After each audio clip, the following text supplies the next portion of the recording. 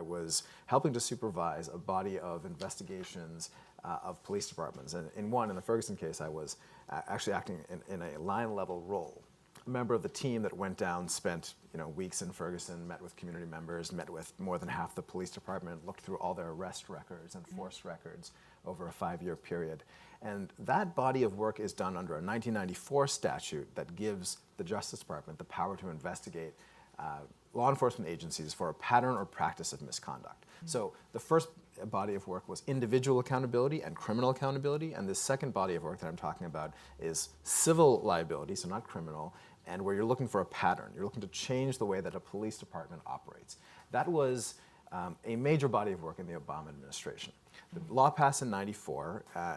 It was actually included in the 1994 Omnibus Crime Bill, which by and large had a very punitive approach to criminal justice, billions of dollars for prisons, expansion of the federal death penalty, and many, expansion of 3 strikes provisions and other mandatory minimum provisions. But there was slipped into there a bill that was created. Well, I don't know if it was slipped in. I'm actually to say it wasn't. Congress didn't know what it was doing, but often people don't realize that was part of the same act. So there's a provision in there that came out of the post-Rodney King verdict and uprising or riots, or call it what you will, depending on your perspective. And that gave the Justice Department the power to look at these cases from a holistic, systemic perspective. And that body of work started in the Clinton administration, continued, and then took a sharp downturn in the Bush administrations. And then essentially we had to rebuild that during the Obama administration. We did 25 investigations over the course of the Obama administration, entered into more than, I think, 15 consent decrees, which are binding court agreements. And I'm happy to go into detail about that if folks are interested in what that looks like. But we're in a very different position today.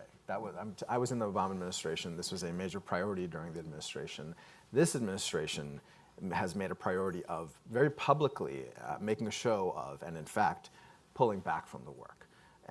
Our current Attorney General has a narrative that there are a few bad apples in policing, and so actually the criminal accountability work has continued. I have former colleagues who are still there doing good work on the criminal side, but the pattern or practice work is scaled back dramatically.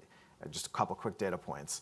A couple weeks into the job, the Justice Department a couple of weeks into Jeff Sessions' job, the Justice Department tried to back out of a consent decree that had already been entered with the city of Baltimore, where the Justice Department found a series of constitutional violations.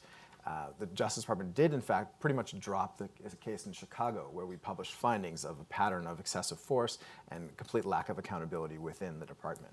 And so there's been no federal follow-up to that case.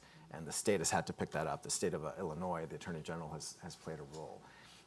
And you're not seeing new investigations being started under this administration.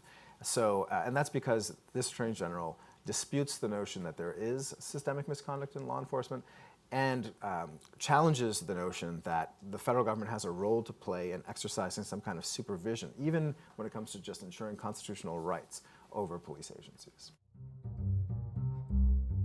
Thanks for watching. Be sure to like and subscribe for more videos from Brookings.